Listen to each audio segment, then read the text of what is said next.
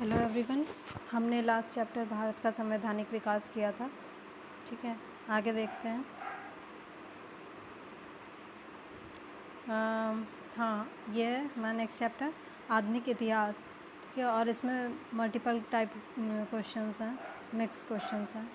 ठीक है, direct question answer करेंगे क्योंकि इसके एक्सप्लेनेशन में मतलब ये जो टॉपिक है इसमें रैंडम चीज़ें दी हुई हैं, कहीं से उठा के कुछ भी, तो लिंक नहीं है कोई, तो मज़ा नहीं आएगा पढ़ने में। ठीक है, तो डायरेक्ट इसीलिए क्वेश्चन से स्टार्ट करते हैं। पहला क्वेश्चन है, वॉरेन हेस्टिंग प्रथम गवर्नर जनरल थे जिन्होंने भारत में ब्रिटिश ढांचे पर आधारित एक नियमित पुलिस बल स्थापित किया था। तो वो कॉर्नवालिस थे, वॉरेन हेस्टिंग नहीं थे। ठीक है, ये प्रथम गवर्नर जनरल थे जिन्होंने, गवर्नर जनरल की बात करी, ठीक है, जिन्होंने पुलिस सुधार प्रक्रिया के अंतर्गत भारत में ब्रिटिश ढांचे पर आधारित एक नियमित पुलिस बल स्थापित किया था। दूसरा देखते हैं, रेगुलेटिंग एक्ट 1773 द्वारा कलकत्ता में उच्चतम न्यायालय सुप्रीम कोर्ट यानी स्थापित किया गया था। तो ये बात सही है, एक्ट ये था और 1774 में स्थापित किया गया था। और भारतीय दंड संहिता 1860 में लागू हुई थी। तो ये बात भी सही है। किसके कार्यकाल में? कैनिंग के कार्यकाल में। सेकंड क्वेश्चन देखते हैं, 19वीं शताब्दी में किस देश का भारत की ओर विस्तार का डर एंग्लो अफगान संबंधों का आधार बना? उस समय क्या हो रहा था ना कि रशिया जो था वो भारत की तरफ आ रहा था क्योंकि ब्रिटेन का राज था और रशिया उनको हराना चाहता था, उनकी कॉलोनी लेना चाहता था। ठीक है, तो इस वजह से वो अफ़गान से संबंध बनाना चाहता था। इसके लिए उसने ईरान के साथ एक, जो उस समय का फ़ारस कहलाता था, उस समय तुर्कोमन चाई एक संधि की थी, तुर्कोमन चाई। ठीक है, 1828 में की थी और इसी से अंग्रेज़ घबरा गए और इंग्लैंड में ऐसा नारा लगाया गया कि भारत संकट में है। हाँ, अब एक वैज्ञानिक सीमा की खोज हुई और जो उत्तर पश्चिमी दर्रे थे वहाँ से भारत में प्रवेश करने के लिए एक चाबी मिली, मतलब सोची जा रही थी कि हाँ ऐसा होना चाहिए। और ये भी सोचा जा रहा था साथ में कि अफ़गानिस्तान को या तो मित्र शासक वहाँ पे बैठा दिया जाए और या तो एक समर्थक शासक होना चाहिए।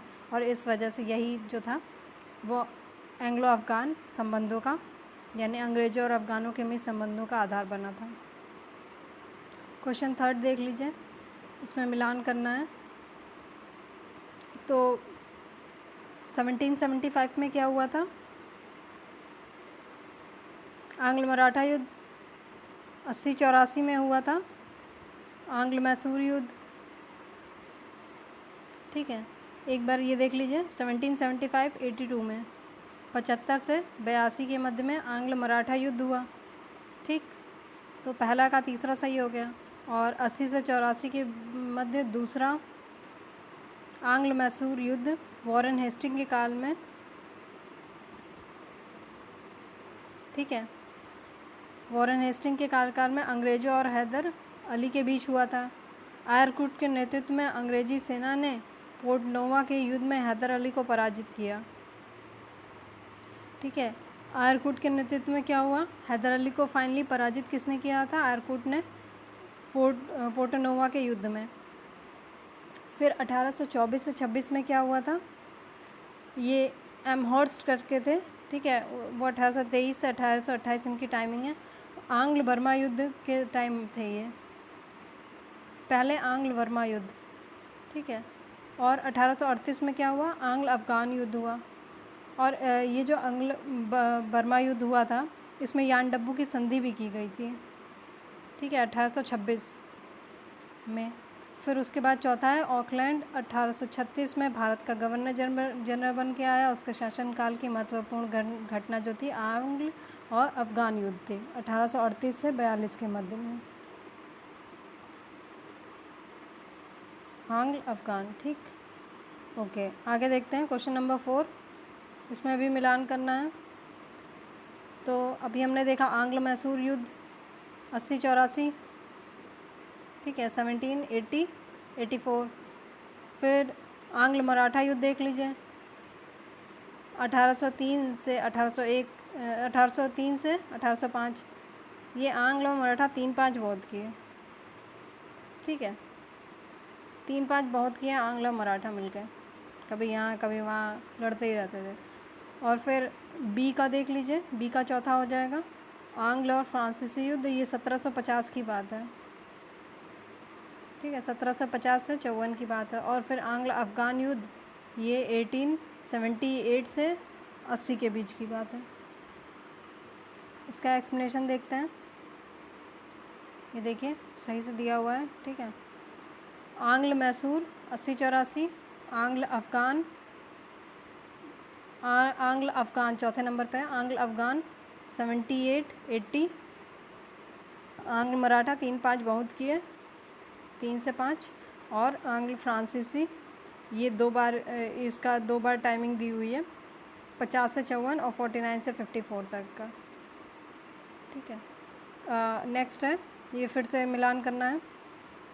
इलाहाबाद की संधि 1765 में हुई थी, ये चौथे वाले से मिला दिया।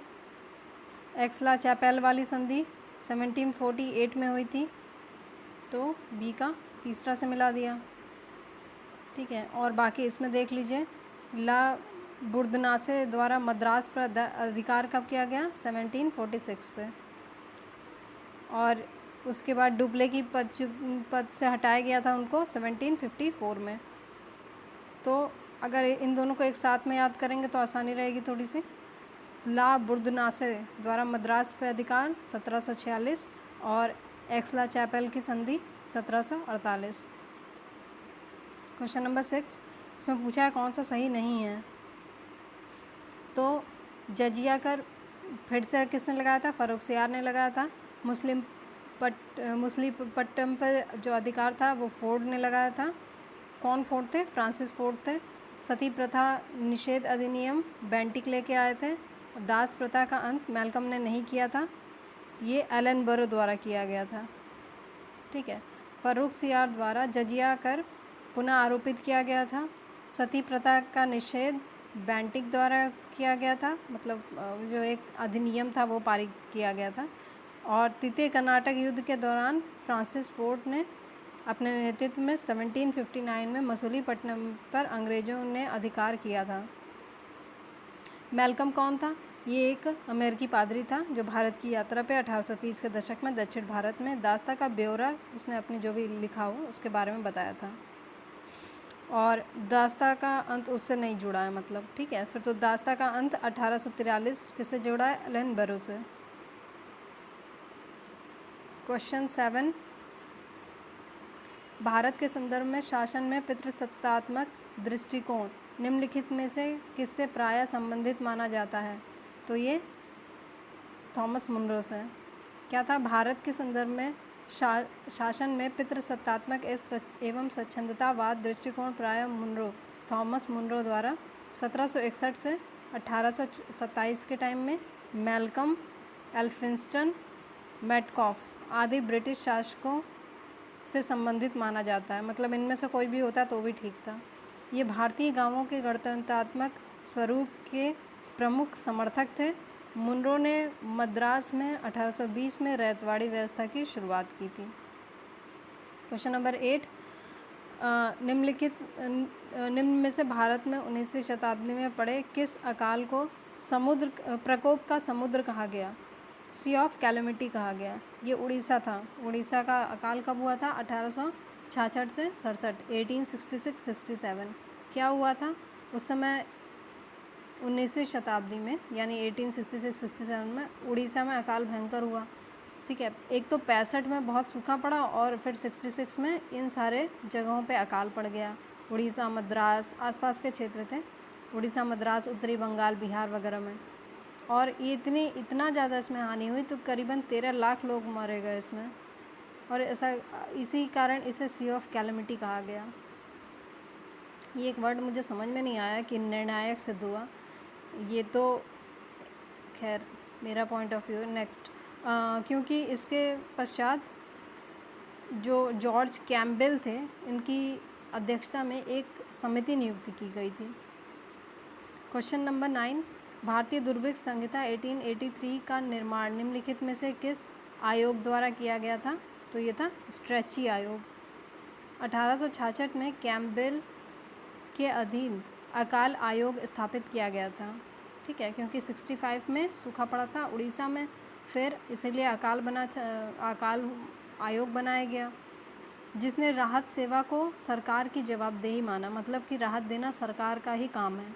और फिर उसके बाद 1876-77 के अकाल के बाद 78 में, ये 2-3 साल तो ऐसा ही गया, सूखा गया, अकाल गया, तो 78 में फिर फाइनली आयोग बना स्ट्रेची। इसकी अनुशंसा पे 1883 में अकाल संहिता बनाई गई। बताइए इतना टाइम लग गया अकाल संहिता बनाने में, ठीक है। क्वेश्चन 10, ये मिलान करना है, यूपी बीईओ का क्वेश्चन है, प्री का 2019 का। तो एंड्रयू फ्रेजर पुलिस आयोग, ठीक है, इसका एक्सप्लेनेशन में देखिए। एंड्रयू फ्रेजर पुलिस आयोग 1902 से 3, एंटनी मैकडोनल अकाल आयोग 1901, कोलिन स्कॉट मॉनक्रीफ सिंचाई आयोग, थॉमस रॉबर्टसन रेलवे आयोग। एक बार फिर से देख लें, Andrew Fraser police, Antony McDonnell अकाल, कोलिन स्कॉट मॉनक्रीफ सिंचाई, थॉमस रॉबर्टसन रेलवे। क्वेश्चन 11, मिलान करना है। पूछा है कि कौन सा सही सुमेलित है, मिलान नहीं करना है, इसमें पूछा है कि कौन सा सही सुमेलित है। तो एक तो हमने अभी देखा था आंग्ल वर्मा युद्ध, ठीक है, 1824 से 26 के बीच में। और तीसरा जो होता है तीसरा मैसूर युद्ध। तीसरा मैसूर युद्ध कब हुआ था? 90 से 92, 1790 से 92, ठीक है। तो प्रथम मराठा युद्ध कब हुआ? 75-82 में, तो ये तो गलत हो गया। और द्वितीय सिख युद्ध अभी आगे देखते हैं। तो जो प्रथम आंग्ल मराठा था, आंग्ल और मराठा पहला जो था 75 से 82 में, ये इसका कारण क्या था? मराठों के आपसी झगड़े तथा अंग्रेज़ों की महत्वाकांक्षाएं। जिस प्रकार क्लाइव ने बंगाल, बिहार, उड़ीसा में द्वैत शासन प्रणाली स्थापित की, वो द्वैत शासन प्रणाली कंपनी महाराष्ट्र में भी स्थापित करना चाहती थी। और 82 में सालबाई की संधि 82 में, ठीक है, किसके बीच हुई थी? अंग्रेज और महादजी सिंधिया के बीच हुई थी। से प्रथम आंग्ल मराठा युद्ध खत्म हो गया। सालबाई की संधि से प्रथम आंग्ल मराठा युद्ध खत्म हो गया तथा एक दूसरे के विजित क्षेत्र लौटा दिए गए। लगभग 2 दशक तक शांति बनी रही, ठीक है। उसके बाद ये आंग्ल मैसूर युद्ध तीसरा वाला 90 से 92, ये अंग्रेज और टीपू सुल्तान के बीच हुआ था। अंग्रेज़ों ने मराठा और निजाम के सहयोग से श्रीरंगपट्टनम पर जो ये आक्रमण किया। मिडोज के नेतृत्व में टीपू पराजित हुए। मार्च 1792 में अंग्रेज़ों और टीपू के बीच श्रीरंगपट्टनम की संधि हुई। संधि की शर्तों के अनुसार टीपू को अपना आधा राज्य देना पड़ा और फिर उसके बाद हर्जाने के रूप में 3 करोड़ रुपए देना पड़ा। उसके बाद आंग्ल वर्मा युद्ध 1824 से 26, ये कौन है? एमहर्स्ट है। इनका कार्यकाल 1823 से 24 रखा गया, मतलब था। यह युद्ध ब्रिटिश औपनिवेशिक स्वार्थ के कारण लड़ा गया। 1825 में ब्रिटिश सेना के सैनिक कमांडर ने बर्मा की सेना को 1826 में यांगडबू की संधि की, मतलब परास्त कर दिया। और उसके बाद 1826 में एक यांगडबू की संधि हुई। इस संधि के बाद अंग्रेजी अधिकार वाले क्षेत्र का विस्तार हो गया और इसके प्रभाव में वृद्धि हुई। कुल मिला के स्वार्थ था, क्योंकि उनको अपना क्षेत्र बढ़ाना था, ठीक है। और फिर उसके बाद दूसरा आंग्ल सिख युद्ध होता है 48-49 में, 1848-49 में। इस युद्ध का तात्कालिक कारण क्या था? मुल्तान के सूबेदार मूलराज का विद्रोह। मुल्तान में सूबेदार थे मूलराज, उन्होंने विद्रोह कर दिया। जो मूलराज थे शेर सिंह थे और छतर सिंह थे, ये जो थे वो पंजाब के ब्रिटिश प्रभाव से मुक्त रखने के लिए विद्रोह कर रहे थे, ठीक है। तो आंग्ल सिख युद्ध के समय भारत का गवर्नर जनरल कौन था? दूसरे वाले के टाइम में, मतलब दूसरे आंग्ल सिख युद्ध के टाइम में डलहौजी था। और प्रथम कब हुआ था? 45 से 46 के बीच में। देखिए पहला, ये थोड़ा सीक्वेंस से याद करेंगे तो आराम हो जाएगा। 1845-46 प्रथम आंग्ल सिख युद्ध, और उसके एक साल बाद फिर छोड़ के 1848-49 में द्वितीय आंग्ल सिख युद्ध। 12वां क्वेश्चन है, ये PCS मेंस 2016 का क्वेश्चन है, ठीक है। तो वर्नाकुलर प्रेस एक्ट तो सबको पता है 1878 में, ठीक है, वर्नाकुलर प्रेस एक्ट 1878। इसके अलावा थोड़ा सा टफ है क्योंकि ड्रामेटिक परफॉर्मेंस एक्ट 1876 में है, बंगाल टेनेंसी एक्ट 1885 में है, और north west province and Awadh act 1890 में है, ठीक है। फिर से देख लीजिए, ड्रामेटिक परफॉर्मेंस कब दिया, ड्रामेटिक परफॉर्मेंस कब दिया गया, 1876 में। फिर vernacular press act 1878, Bengal tenancy act 1885 और north western province and Awadh act 1890। उसके बाद आ जाइए 13 क्वेश्चन पे। बाल विवाह एक तरफ है, फिर ठगी प्रथा का अंत है, विधवा पुनर्विवाह है, next side Ishwarchand Vidyasagar, colonel Sleeman और MG रानाडे हैं। विधवा पुनर्विवाह तो ये हो गया, ठीक है, और बाल विवाह कर्नल स्लीमैन से होना चाहिए, देखते हैं।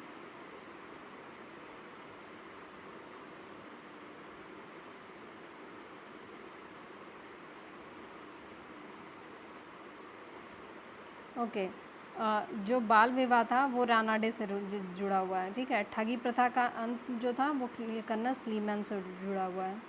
ठगी प्रथा को किसने अंत किया, कर्नल स्लीमैन ने। इसका एक्सप्लेनेशन भी देखेंगे अभी। और पिंडारियों का दमन हेस्टिंग ने किया। पश्चिम भारत में सांस्कृतिक पुनर्जागरण के अग्रदूत कहे जाने वाले ये, और यहाँ पे पश्चिम भारत, ठीक है।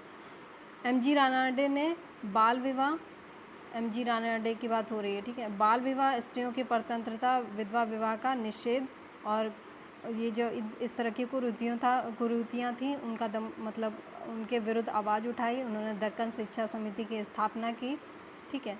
उसके बाद दूसरा है पॉइंट, ठगी प्रथा का अंत बेंटिक के काल में हुआ। बेंटिक ने कर्नल स्लीमैन को ठगों के विरुद्ध कार्रवाई करने के लिए नियुक्त किया था, ठीक। फिर 1837 के पश्चात संगठित रूप से ठगों का अंत हो गया, ठीक है। सती प्रथा, शिशु हत्या को बंद करने के साथ ही, मतलब सती प्रथा और शिशु हत्या से ही तो स्त्रियों का मतलब सुधार नहीं हो जाता, तो इसके लिए विधवा विवाह और विवाह की आयु बढ़ाने जैसे सकारात्मक कार्य किए गए। तो इसमें किसने किया, ये ईश्वरचंद विद्यासागर। इन्हीं के प्रयासों के फलस्वरूप विधवा विवाह अधिनियम 1856 पारित हुआ। एक्ट याद करना बहुत ज़रूरी है क्योंकि कई बार इसे भी सीक्वेंस में लगाने को पूछ लेता है, जिसके अंतर्गत विधवा विवाह को वैध मान लिया गया और उस विवाह से उत्पन्न बालक भी वैध घोषित हो गया। पिंडारियों का दमन हेस्टिंग ने किया, पिंडारियों का दमन हेस्टिंग ने किया। वस्तुतः पिंडारियों का पहला उल्लेख मुगलों के महाराष्ट्र पर 1689 आक्रमण के समय आता है, जब मुगलों ने महाराष्ट्र पर आक्रमण किया था। बाजीराव प्रथम के कार्यकाल में अवैतनिक रूप से मराठों की ओर से लड़ते थे। ये क्या करते थे, एक तो मुगल थे, दूसरे मराठे थे, तो ये लोग मराठों की तरफ से लड़ते थे और जो भी लूट वूट होती थी उसमें से अपना हिस्सा ले लेते थे। फिर इनमें जो प्रमुख नेता थे वो चीतू, बासिल, मोहम्मद और करीम खां थे। पिंडारियों का दमन करने के उद्देश्य से हेस्टिंग ने इतने सैनिक, मतलब 1.25 लाख सैनिक और 300 तोपें एकत्रित की थी। उत्तरी सेना की कमान उसने स्वयं संभाली और दक्षिणी सेना की कमान किसने संभाली, हिस्लॉप ने संभाली। और इन्होंने फिर उसके बाद इन्हें चंबल नदी तक खदेड़ दिया और फिर 1818 तक संगठित दल इनका जो वो छिन्न भिन्न हो गया और 1824 तक इनका पूरी तरह से सफाया हो गया। क्वेश्चन नंबर 14 देखिए, कुंवर सिंह ने अंग्रेज़ों के विरुद्ध बिहार में, अच्छा ये वो वाला है जब स्वतंत्रता संग्राम चल रहा था 1857 वाला, तो उसमें पूछा गया कौन कहाँ से था। तो कुंवर सिंह जो हैं वो बिहार में थे, ठीक बात है। 1857 के प्रथम स्वतंत्रता संघ में ये जो खान बहादुर थे वो रोहिलखंड से थे, ये भी ठीक बात है। मुस्लिम लीग ने 22 दिसंबर 1839 को मुक्ति दिवस मनाया, ठीक बात है, ठीक है। यहाँ पे आ जाते हैं, तात्या तोपे ने नाना साहब की सहायता के लिए कानपुर में फ़ौजों का नेतृत्व संभाला, ये भी ठीक बात है। जीनत महल ने फैजाबाद में इसकी कमान संभाली, ये वाला गलत है पॉइंट। और गदर पार्टी की स्थापना भगत सिंह ने नहीं की थी, लाला हरदयाल ने सैन फ्रांसिस्को में की थी। सैन फ्रांसिस्को अमेरिका में है, ठीक है। और इन्होंने गदर नामक एक पत्र भी निकाला था जिसका प्रथम अंक 1913 को निकाला गया। मार्च 1914 में इन्हें अमेरिका छोड़कर स्विट्ज़रलैंड जाना पड़ा, जहां इन्होंने एक अन्य ब्रिटिश विरोधी साम्राज्य पत्र वंदे मातरम निकाला। और पहला और दूसरा कथन सत्य है। तीसरा का आधा भाग गलत है कि जीनत महल ने फैजाबाद में इसकी कमाल संभाली थी। ठीक है, क्वेश्चन नंबर 15, इसका एक्सप्लेनेशन बस देख लेते हैं। ये 1996 का प्री का क्वेश्चन है इसका। यह प्रथम भारतीय सिनेमा का विज्ञापन था जो 7 जुलाई 1796 को टाइम्स ऑफ इंडिया बम्बई में छापा गया। इसी दिन बम्बई के वॉटसन होटल में the marvel of the century नाम से एल्यूमिने मेरे बंधुओं द्वारा भारत का पहला सिनेमा शो आयोजित हुआ था। क्वेश्चन नंबर 16, ब्रिटिश सरकार भारत के विभाजन के लिए उत्तरदायी नहीं है, ऐसा किसने कहा था? तो एटली भाई साहब थे, पीएम थे उस टाइम पे। ये बात हो रही थी स्वतंत्रता के टाइम की बात हो रही थी। और तो ब्रिटेन में श्रमिक दल के प्रधानमंत्री एटली ने हाउस ऑफ कॉमन्स में 1947 को भारत को शीघ्र स्वतंत्रता प्रदान करने की ऐतिहासिक घोषणा की। उन्होंने कहा ब्रिटिश सरकार भारत के विभाजन के लिए उत्तरदायी नहीं है। क्वेश्चन नंबर 17, राजनीतिक स्वतंत्रता राष्ट्र का जीवन श्वास है, किसने कहा था? तो ये कहा था अरविंद घोष ने। 1905 20 जुलाई 1905 को बंगाल विभाजन के निर्णय की घोषणा हुई। अरविंद घोष ने, जिनका टाइम ये दिया हुआ है लगभग 10 वर्षों तक, 1901 से 10 तक, विशेषकर बंगाल विभाजन के दौरान राजनीतिक क्षेत्र में ये सक्रिय रहे तथा स्वदेशी और बहिष्कार जैसे कार्यक्रमों का प्रतिपादन करने वालों में शामिल रहे। इन्होंने ये विचार व्यक्त किया कि राजनीतिक स्वतंत्रता हमारे राष्ट्र का जीवन और प्राण है। Question 18, new lamps for old lake श्रृंखला 1893-94 में सर्वहारा वर्ग के साथ संपर्क से बाहर होने के लिए कांग्रेस की आलोचना की गई। किसने लिखा था? कौन था? ठीक है, ये अरविंद घोष थे। तत्कालीन भारतीय परिस्थितियों के कारण एवं कांग्रेस की साम्राज्यवादी शक्तियों के समक्ष ढुलमुल रवैया अपनाने के कारण, देखिए जो भी हो, कांग्रेस जो थी वो साम्राज्यवादी शक्तियों के सामने कई बार झुक भी जाती थी ना, उनको उनके अनुसार चलने लगती थी। तो इसीलिए अरविंद घोष ने अपने लेख में न्यू लैम्प्स फॉर ओल्ड, कई बार इसका नाम भी आ चुका है, पूछा जा चुका है, 2015 का ही क्वेश्चन है ये। तो ये किसने लिखी है वगैरह, किससे रिलेटेड है पूछा जा गया है, और कांग्रेस की आलोचना वगैरह इसमें की गई। क्वेश्चन नंबर 19, लाला हरदयाल द्वारा इसमें पूछा है कि सही उत्तर का चयन करना है। ठीक है, और इसे कालक्रम में व्यवस्थित करना है। अच्छा, गदर पार्टी की स्थापना पहला है गोपाल कृष्ण गोखले द्वारा सर्वेंट्स ऑफ इंडिया सोसाइटी की स्थापना, हिक्की के बंगाल गजट का प्रकाशन, सर विलियम जोन्स द्वारा बंगाल एशियाटिक सोसाइटी की स्थापना। तो ये देख लीजिए, देखिए गदर पार्टी आई 1913 में, Lala Hardayal, servant of India society 1905, Gopal Krishna Gokhale, कुछ नहीं तो बंगाल विभाजन से इसको रिलेट कर लें, याद हो जाएगा। बंगाल गजट का प्रकाशन 1780, जेम्स अगस्टस हिक्की, और Bengal Asiatic society 1784, William Jones. Ghadar party की स्थापना Hardayal 1913, servant of society 1905, Gopal Krishna Gokhale, Bengal gazette 1780, Hicky, Bengal Asiatic society 1784, William Jones हो गए। क्वेश्चन नंबर 20, किसी ने कुछ कहा है, मैं तो ये क्या कहा है, देखिए, मैं तो एक भारतीय नगाड़ा हूँ जिसका कार्य सोते हुए को जगाना है ताकि वे अपनी मातृभूमि के लिए जागें और कार्यरत हो सकें। कौन है ये? एनी बेसेंट है। क्वेश्चन 21, किसने कहा जब तक यह तीसरी शक्ति अथवा इंग्लैंड यहाँ है हमारे सांप्रदायिक मतभेद हमेशा हमें परेशान करते रहेंगे? तो ये थे महात्मा गांधी। इन्होंने लुई फिशर को कोई साक्षात्कार वगैरह दिया होगा, उसमें कहा होगा उन्होंने।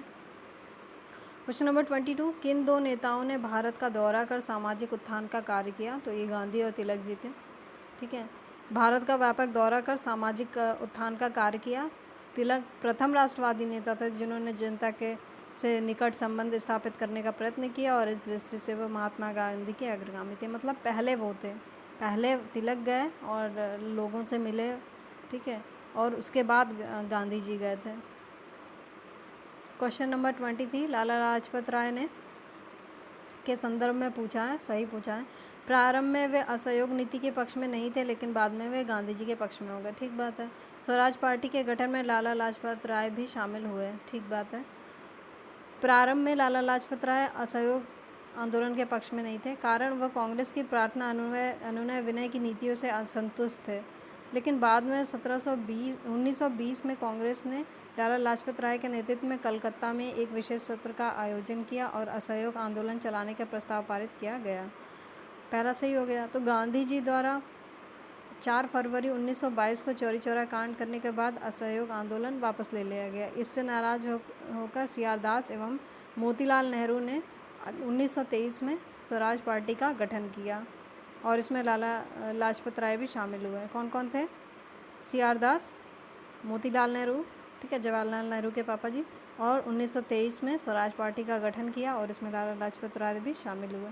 लेकिन 16 जून 1925 को सीआर दास की मृत्यु हो गई और लाला लाजपत राय और मदन मोहन मालवीय ने सत्ता के बंटवारे और सांप्रदायिकता के मुद्दे पर मतभेद के चलते पार्टी छोड़ दी। ठीक है, शामिल तो हुए थे ना, मतलब इतना तो ठीक है ना, बाद में छोड़ दी होगी। क्वेश्चन 24, किस पहले अध्यक्ष ने औपचारिक विग त्याग कर गांधी टोपी पहनकर सदन की अध्यक्षता की? मावलंकर जी थे वो। बड़ा इंटरेस्टिंग उन्होंने बोला, मतलब जब उनसे पूछा गया कि आपने ऐसा क्यों किया तो उन्होंने बोला कि आपकी विग इस गर्म जलवायु के अनुकूल नहीं है। और ये जो थे वो लोकसभा के प्रथम अध्यक्ष थे, ठीक है, और 1946 में सेंट्रल लेजिस्लेटिव असेंबली के अध्यक्ष बने थे। ये ऐसे प्रथम अध्यक्ष हैं जिन्होंने औपचारिक विग का त्याग कर गांधी टोपी पहनी। 1925 नहीं, 25वां क्वेश्चन है। 1952 में जेबी कृपलानी ने किसान मजदूर प्रजा पार्टी का गठन किया, ठीक है, और फिर उसके बाद है पीसी घोष एवं टी प्रकाशन किसान मजदूर पार्टी से जुड़े हुए थे। तो पहला गलत है और दूसरा सही है। आइए देखते हैं। 1951 में जेबी कृपलानी ने किसान मजदूर पार्टी प्रजा पार्टी का गठन किया। जेबी कृपलानी ने 1951, मतलब स्वतंत्रता मिल चुकी है, ठीक है, उसके काफ़ी बाद की बात है। तो जेबी कृपलानी जी ने क्या किया? किसान मजदूर प्रजा पार्टी का गठन किया। पीसी घोष और टी प्रकाशम किसान मजदूर प्रजा पार्टी के सदस्य थे, ठीक है। 1952 में सोशलिस्ट पार्टी और किसान मजदूर प्रजा पार्टी के विलय के परिणाम स्वरूप प्रजा सोशलिस्ट पार्टी का गठन हुआ। क्या क्या हुआ? सोशलिस्ट पार्टी 1952 में क्या हुआ? सोशलिस्ट पार्टी, ठीक है, और किसान मजदूर प्रजा पार्टी के विलय हो गया, इन दोनों को जोड़ दिया गया और फिर उसके बाद क्या बना? प्रजा सोशलिस्ट पार्टी, प्रजा सोशलिस्ट पार्टी, ठीक है। क्वेश्चन नंबर 26, निम्न से किस तिथि को भारतीय संविधान निर्माता भीमराव अंबेडकर की मृत्यु हुई? यूपीपीसीएस 1990, ठीक है। तो ये हुई थी 6 दिसंबर 1956 को। इनका जन्म 1891 में मध्य प्रदेश महू में हुआ था और 1956 में इनकी मृत्यु हो गई और फिर इन्हें भारत रत्न से भी सम्मानित किया गया। गुरुदेव के नाम से कौन जाने जाते हैं? तो ये थे रविन्द्रनाथ टैगोर। गुरुदेव की संज्ञा रविन्द्रनाथ टैगोर को प्रदान की गई थी। ये नोबल भी इनको मिल चुका था। इनका जन्म कब हुआ था? कलकत्ता में 1861 में हुआ था। किनके पुत्र थे? देवेंद्रनाथ टैगोर और शारदा देवी के 14वें बालक थे। और हाँ, आपने सही सुना, 14 थे। 1901 में उन्होंने शांति निकेतन में एक विद्यालय प्रारंभ किया जो विश्व भारती नाम से विश्वविख्यात विश्वविद्यालय में परिवर्तित हो गया, शांति निकेतन, ठीक है। और 1913 में उनके गीतों की पुस्तिका गीतांजलि को साहित्य के नोबेल पुरस्कार से सम्मानित किया गया। फिर पूछा है रविन्द्रनाथ टैगोर की मृत्यु कब हुई थी? तो 1941 में हुई थी। कब? वो 80 साल के थे। उन्होंने उच्च शिक्षा के लिए विश्व भारती नामक संस्था की स्थापना की। उनका जन्म वगैरह हमने देख लिया है, ठीक है। क्वेश्चन नंबर 29, निम्नलिखित में से किसने रविन्द्रनाथ टैगोर को महान प्रहरी कहा था? तो ये गांधी जी थे। क्वेश्चन नंबर 30, रविन्द्रनाथ टैगोर के विषय में निम्नलिखित में से कौन सा एक कथन असत्य है, बताना है। उन्होंने प्राचीन भारत और उसकी संस्कृति का गौरवगान किया, बिल्कुल किया। उन्होंने शिवाजी और गुरु गोविंद को राष्ट्र निर्माता के रूप में देखा। उन्होंने अनेक गीतों में मराठों की बहादुरी का खंडन किया। अच्छा, ये भी ठीक है। और चौथा गलत है, कि उन्होंने स्वदेशी आंदोलन के आर्थिक पक्ष का समर्थन किया। रविन्द्रनाथ टैगोर ने स्वदेशी आंदोलन के आर्थिक पक्ष का समर्थन नहीं किया था। उनके उपन्यास घरे बारे में स्वदेशी आंदोलन के आर्थिक पक्ष के दुष्परिणामों का एक मुस्लिम व्यापारी की व्यथा के माध्यम से चित्रण किया। और अन्य विकल्प सही हैं। साथ ही स्वदेशी आंदोलन के दौरान विदेशी वस्त्रों को जलाए जाने को उन्होंने निष्ठुर बर्बादी की भी संज्ञा दी। ठीक है, उनका अपना पक्ष था। क्वेश्चन नंबर 31, यह कथन किस क्रांतिकारी का है? भारतीय शहीदों के खून का बदला लो, अपनी मातृभूमि को आज़ाद कराने के लिए अपनी तलवार का इस्तेमाल करो, पूरे भारत में एंग्लो अमेरिकन दुश्मन के खिलाफ उठ खड़े हो। तो ये थे रासबिहारी बोस। जय जवान जय किसान का नारा किसने दिया? लाल बहादुर शास्त्री। क्वेश्चन नंबर 33, किसने कहा था आज़ादी हमारी पहुंच के अंतर्गत है, हमें इसे कसकर पकड़ना चाहिए? तो गांधी जी थे। भारत छोड़ो आंदोलन कब हुआ? 9 अगस्त 1942 को प्रारंभ हुआ। महात्मा गांधी ने तभी ये बात कही थी। ठीक है, 2 बार पूछा गया है मेंस में, यूपीपीसीएस मेंस में। क्वेश्चन 34, निम्न से किसने कहा था भारत की मुक्ति महात्मा गांधी के नेतृत्व में नहीं होगी? तो सुभाष चंद्र बोस। सुभाष चंद्र बोस ने अपनी पुस्तक द इंडियन स्ट्रगल में कहा था महात्मा गांधी ने अपने देश को सेवा प्रदान की है तथा वे आगे भी ऐसी असाधारण सेवाएं प्रदान करते रहेंगे, परंतु भारत की मुक्ति महात्मा गांधी के नेतृत्व में नहीं होगी। ठीक है, आई थिंक यहाँ पे हमें रोकना चाहिए। नेक्स्ट वीडियो में करेंगे। 34 क्वेश्चंस हो गए हैं। Next video next. ठीक है, थैंक यू।